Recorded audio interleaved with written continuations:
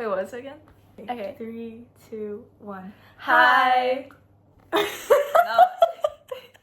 Can we redo that? Okay. Hi. I'm Renee. And I'm Hannah. Together we're the Vocal Press. Yeah. We're going to be discussing our first ever interview. What we do at the Vocal Press essentially is we interview someone that we find really interesting, whether it's about their career or just something that they've done in the project that is really something that we want to share with the world. And we take that interview, we discuss it, and we write a little post about it on our blog, on our website. So we'll link those things In the description. Our first interview is with the co-founder of Vox, Think Outside the Vox, Samantha Gould Kriveshko, an Ashkenazi Jewish woman with salt and pepper hair. On Sunday, August 24th, I interviewed her and we talked a lot about her business. As a budding organization which essentially aims to eliminate barriers between art organizations and accessibility/systemic barriers, what she shared with me is her unique experiences and also the experiences of others, with the intention of highlighting ways in which we ourselves could go beyond our limited thinking and better our own communities. Despite a lot of challenges she faced while achieving those goals, which we'll share later on, she mentions how she genuinely feels joy through her work. So today, Hannah and I are going to be discussing the topics they've explored in their interview, and we're going to go further into them with our own thoughts and how we can apply this information to the other aspects of our lives. One of the main themes that we've discovered is obviously accessibility. And that really ties into the ways in which we can keep an open mind about different things and different people in our world. And so I think one big thing we can sometimes see with accessibility is language and how we describe people. For example, one thing that she told me was that the term visually impaired or hearing impaired can be very insulting and offensive. Yeah, I never really realized how that can be instigating this whole ableism aspect, right? What term do you think we should be using then? The terms she used were hard of hearing, for example. That might be a better term to use when we're describing people, which is another big thing, describing people. A lot of the times we don't realize that people with certain disabilities, they might need descriptions, or not just need, but they might be helped with descriptions, since a lot of the things that we have access to, they don't. So what do you mean by the descriptions? As in descriptions of a person or descriptions of an area? Yeah, for example, if a person was blind or they had some issues with their vision, you could, if you were communicating with them, describe more things about yourself so that they have kind of a picture of who you are. During this kind of event that we had with our school, basically we collaborated with Art 21, the exhibition. You know about that? Yes. Yeah, and NAHS, the Art Honor Society of our school, and also Orbis, the the organization that helps with blind or people with visual problems with their vision. And we made perfumes with different people that's with so different cool. Different visual disabilities. And so what we were told to do was kind of describe what was going on, but also don't encroach on their space and don't help them when they don't need it. You're not actually helping them because they can do it themselves. It's kind of just there if you need it. Yeah. I see. Wait, so you described the paintings through the fragrance, or am I slow? Wait, let's go. I'm confused. No. I thought you created this second media of art, in the way that your fragrance, this. You know how some people can, when they listen to songs, they see colors. I thought that's what you did with fragrance, in the way you gave the fragrance of the media to the. I get what you mean. I think that's my problem. I didn't describe it well. We were basically just making the perfumes. They were smelling the different scents, and we were making a perfume for them. Yeah. Oh. We were just collaborating on making a perfume. That's really cool. And it was I think that was very eye-opening because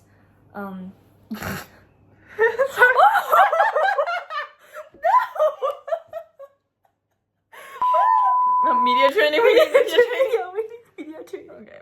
Okay. Anyways, so that was a very like enlightening. Yeah, like that was, I learned a lot from that experience because, you know, I've never really like interacted with people who had a lot of visual disabilities like in that way. I feel like that's really interesting. You know, the whole thing, I never really thought about it, but saying like when you mentioned this art thing and how you guys can't help them, I feel like that is the usage of like, you know, when you go to museums, they give you headsets. Yeah. I never actually realized. Like, okay, I always knew the headsets gave you like historical context and when you wear it, you go around. Like, I was in Rome. Was I in Rome? I was in this place where there's a lot of like Roman bathtubs, you know, like somewhere like that. And then they made us like wear headsets of like all different languages, right? And you pick your language, go around. They obviously give historical context and they give you like a chronological order of how you're supposed to walk. Like they tell you, you turn right here, you turn left here. Like looking back now, I only realized that's to help make this experience more accessible. Yeah, I think it's interesting. Yeah, definitely. Like, I think that whole, was it in a gallery, it was a museum? Yeah, I think that's like one thing that they work with too, like making them more accessible. And definitely, you know, there's things you don't realize about the world because, you know, we have certain privileges, you know, and it's not like being disabled essentially means that like you can't handle things in the world. I think that's a really like limited way of thinking, you know, like people are like, oh, it's just, it seems a lot more difficult, which there are definitely challenges, but I think people kind of exacerbate the issues in their own mind. Yeah, I think more so it's like a different way of living. It's not necessarily, it's not definitely not better or worse, or it's not definitely not essentially more difficult. Like, of course, as you said, there are challenges, but it's like a different way. It's the same way how like individuals who struggle with their hearing, their visions are more heightened. Same thing as when their vision is a little poorer, their hearing's more heightened. It's just a different way of living in a way. Yeah, well, like that's apparently a myth. Oh, whoops. No, it's okay. I just listened to an interview too. Whoops. Good. But no, it's good to learn about these things. It's good to like hold ourselves accountable and learn new things. Like, obviously, Samantha, she obviously has a lot more knowledge on this matter than I do, and so that's why I interviewed her. But she admits even herself like that she has to find like opportunities to learn more about these things, and she, a lot of times there will be people who correct her on things that she doesn't understand. Yeah, I think it's like very important to stay humble in your own investigation, in your own lives, in your own knowledge. Like if you're a professional, even if you have like a doctorate, a master's, whatever, you should still stay humble in your line of learning, in your line of profession, because that will be the determining factor on if you grow or not. Exactly. Yeah.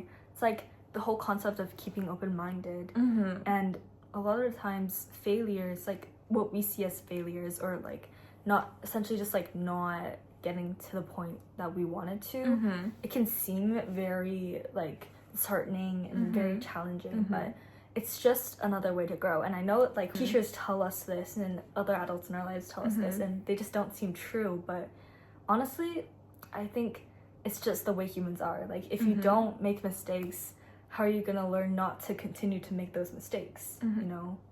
Yeah, I like heard this quote somewhere, but I'm like completely butchering this quote. It's something like, mistakes are the portal to...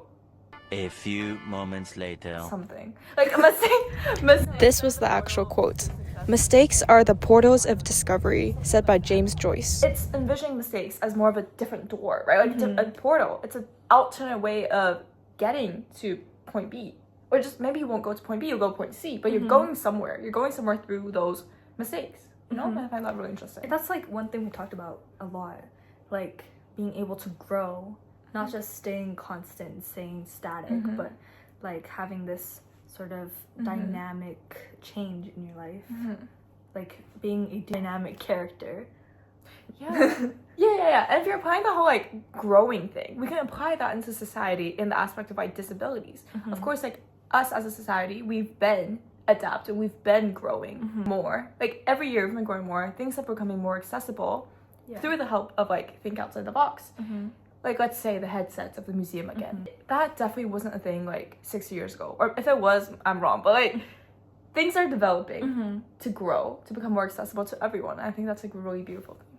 Yeah, and like, you know those specific like pathways that we have? The guidelines, like the yellow, like they stick out. It's like a specific path that like helps blind people. Oh, wait, there's like a bump on there, right? Yeah, yeah. Oh, okay, yeah. I think that's like one example of a really good change that actually has helped people. Yeah, for sure. Yeah. Someone's telling me about Mona. She's a professor, and like she's really cool. Like she works in science. I'm gonna try to interview her later, but that's a spoiler. So Yeah, we'll see. We'll see if we can. Yeah. She's really cool though. Like she teaches people as well, and she even went to space. I think in an airplane. What? I'm not sure the specific So she's an logistics astronaut. in it. Well, no. No, like if you go to space, you're astronaut, no? Technically, yeah, but I'm not sure the Wow. specific logistics. Anyway, she's really cool. But like when she went to Japan, she noticed that there were a lot of like those accessibility, like things that help with accessibility. She's blind, and so like that. Well, according to Sam, this is like a tertiary source at this point, but according to Sam, like she said that there were just a lot of things that helped with like making Japan more accessible. Like the subways, there were announcements or something. Yeah, so it's like very clear. Yeah, like giving that example, it made me think about how like, at least in where we're living, I don't hear the traffic light sounds. You know, like when you walk. Yeah, like the wait. Yeah, wait, and there's no like dot, dot, dot, dot. Yeah, like I yeah. hear that in like the States or something. Yeah. Like that's definitely to help be more accessible. And maybe that Yeah. should be something every society, if they're able to, every community should implement. Well, yeah, I didn't actually think about that. I like never thought about how the sidewalks, the Yeah. little traffic lights in the man was to help be more accessible. Maybe that's true. I mean, there's always like ways we can help change the world. That's why it's good that we're learning more things, because collectively, as a society, we're learning more things. We're discovering more things about people and about the ways in which we live and how we can implement different things into our lifestyles to make like everything easier, you know? Yeah. That's like, for example, the headsets, as you mentioned. Right. And for the headsets, it's also about like language, because you know we kind of accept English as like kind of the universal language. And like I remember yesterday my dad was like showing me this new Apple TV reality show called K-pop. It's about K-pop Demon Hunters? no, but this show where these celebrities are collaborating with K-pop groups to K-popify their like hit songs. Oh, that's Yeah. actually very interesting. And then my dad was like, why do these K-pop groups have to speak English to them? Why can't these celebrities learn Korean to speak to them? We're bending our ways to conform to this expectation of English in a way. And I think obviously English is spoken in a lot of countries. Like I think there's more people speaking English. But it's also another thing to think about, like with the limitations of language, like we shouldn't expect everybody to be able to understand the language. Of course. And so we should consider that when we're communicating with other people. And I also think it's like very important to remember your own mother tongue or your native tongue, because that's how you preserve your culture, your society, your heritage. Like definitely think like parents nowadays will definitely tell their children, at least they tell me when I was younger, they're like, oh, you really do have to learn English. This will make your life more convenient when you're older, which is true. Like this is true. My life is more convenient. But also you do have to remember your own heritage, your own culture. Learning English or just trying to consolidate your English language. I'm like spitting right now, but yeah, it's like almost it's like first step in forgetting your own culture in a way. I get what you mean. I get what you mean. I think that's like been a struggle for a lot of people. Samantha was telling you about how the term visually impaired is offensive. Yeah. Because that is what we're taught in school. Like teachers were telling us about the disabilities of other people. That is the term they use. And that is perpetuating our own biases. Maybe subconsciously we are being taught to think of them as having a harder life, which isn't true. It's just different. Yeah, exactly. I think one thing is like when teachers are talking about it, like it's not necessarily that they mean to tell us. For sure, yeah. It's just that it's what they're told to teach us. Not always like told that these terms can be offensive. Yeah, it's we're not yeah. regularly getting input like this. It's systemic. It's just it's built into the institutions. It's built into so many intricate parts of our lives and our society that it would take a lot to get rid of, but it's like a step that needs to be taken. Exactly. I think it's just one big takeaway is that we should always make sure to keep an open mind. There's just like things we don't know. There's a lot of things that even if we go onto the internet and search up, we might not necessarily find. Right. Because this whole idea of like insulting terms or Vocabulary, it's a developing thing, you know? Like, yeah, for sure. There are many terms that 50 years ago, when things were only getting more progressive, were only starting to get progressive, wasn't insulting. Like that was the term we're supposed to use. But obviously as time passed, we learn more about these individuals and how these individuals view or feel about these terms, as we should, because we need to stay humble, as we said before, this humble opinion of growing. And that is why we're like gaining more insight on the correct vocabulary and the vocabulary maybe we should lessen. Yeah, I think definitely like a lot of slurs now in cancel culture. And I think honestly, like I see a lot of backlash about people saying like, oh, cancel culture obviously cancel culture can get too big sometimes, but I think it's also necessary to call out sometimes when people do things, especially for like influencers and people who are actively communicating to everyone on the internet, which is like anybody could see that. I think it's good sometimes to call out things that they do. For sure. And it doesn't necessarily mean that cancel them, but it does mean that we should educate them. Yeah. Just my opinion, but I think... No, I agree. Yeah. I feel like this draws like a direct parallel to what we're talking about earlier about the teachers and the students. Like, teachers and influencers are both authorities of influence in a way, right? Like, teachers teach you stuff, they influence you. Influencers obviously influence you. They both have a platform of respect we're supposed to hold for them because they're teachers and influencers. Like, they're figures of authority. So obviously whatever they say, we infer whatever they say to have substance. We infer it to be correct in a way because they're supposed to be quote-unquote educating us. So obviously it's very important to call them out on their mistakes, but not like the scarlet letter. The scarlet letter. Yeah, right. Their mistakes does not become a scarlet letter. That is very important. Like, we are growing individuals. To be humble of ourselves is also to acknowledge that other people make mistakes. You make mistakes, they make mistakes. We're humans, we're fallible. But also, yeah, I agree. It's 100% so important to call out mistakes. Yeah. Because it's like, obviously, when we're calling out mistakes, we're giving people the opportunity to grow. And like, if they're willing to grow and if they're willing to implement what we say, then we're essentially allowing for the world to be more complete.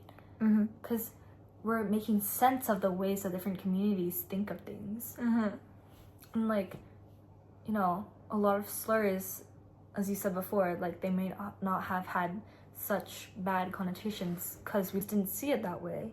But we should acknowledge things as time passes. Yeah, I agree for sure. I kind of want to talk about like the welfare program in maybe specifically the United States. Oh, right? Yeah. I wrote my research paper on the welfare programs, individuals in poverty, and I learned a lot about the gaps in how it's supposed to be helping people. Because basically there's like this income threshold, and if you earn even $1 over that threshold, you are kicked out of the welfare program. Yeah. This is like not true statistics, but the concept is the same. Let's say you get extra $15 because of the government when you're under the threshold. The second you are $1 over, they kick you out. You don't get any $15 anymore, okay? You're on your own. But that perpetuates this thing called the poverty cycle, the poverty gap, something like that. Because like the second you're out, you're falling back in. It's just a cycle. The welfare program, specifically in the United States, maybe it's different in other places, it's not a permanent change and it's not a permanent effect on society. It's a temporary way. Whoa. It's a temporary way for the government to feel like they've had some sort of improvement on your lives. Yeah, that's definitely a very big flaw in the way that governments deal with a lot of these things. It's really unfair because we always talk about how the poor are getting poorer and the rich are getting richer. It's just, as you said, it's continuing the cycle of people not necessarily being able to escape the harsh conditions in which they're under. Yeah. I think you mentioned this because of like how disabled people, it's like similar for them, where if they even like cross a certain threshold of income, they'll lose the benefits. Really? Yeah. So it's like really similar because I think it's just really unfair. And governments, obviously this is a common critique, but they don't want you to be able to pass this threshold. They don't want you to actually be helped. You know, I was doing my own reading one day and I was talking about the correlation between disability and homelessness. If I'm not wrong, it's 1 in 4. According to the University of Bristol, it is 1 in 3 individuals will have a time of their lives where they are homeless, which I feel like is a startling statistic. It can speak into how like the welfare program, as you said, is failing them. And it can also speak to how inaccessible our world is. Like I say, for them to get a job, to get income, there's more challenges associated with that because our world is not accessible enough. And yeah, definitely. I think with homelessness, this has been a huge issue in California. Well, I'm sure there are other states as well, but in California, it's a huge issue as well. I'm not sure of this. Like, obviously, you probably would know more because you did the reading. But, like, people with disabilities, they can do jobs, but they're not necessarily allowed to. A, because of this threshold of income, and B, because they're just not given as many opportunities. for sure, yeah. I think that's one good thing that Think Outside the Vox does that I really like because they are giving people opportunities kind of branch out and find careers that suit this like threshold and find places that give them jobs, you know.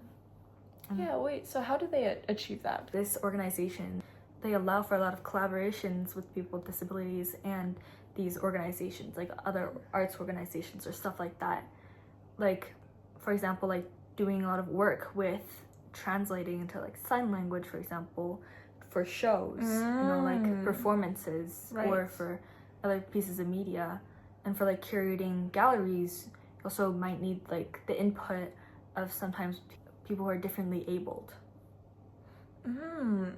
Yeah, so all in all, we as individuals, no matter where you are in the world, no matter what age you are, no matter what profession you're in, you should be making the steps to making our world more accessible to everyone. Because we have to understand that we are all individuals, you know, we are all individuals with lives, individuals with feelings, individuals with their own thoughts that deserve to live a good life. You know, we should be making these steps to help make this world a better place for everyone. Like, don't be afraid of mistakes and don't be afraid of being called out because it's needed, it's necessary. And if we don't grow with the world, you just get stuck behind. You have to view yourself as able of change. Okay, so thank you for listening. Thank you. Bye-bye. Come watch our next interview. We're gonna be uploading the raw interview of Hannah and Samantha soon on the same channel, and we will also be linking the article down below. Follow us on the Vocal Press And on Instagram. if you're interested and either want to be interviewed with us, by us, or you know, want to give us some suggestions, we're always very open. And if you want to also like interview other people, and always like help you with that as well. For sure. Okay. Yeah. Thank you. Thank you for watching. Bye.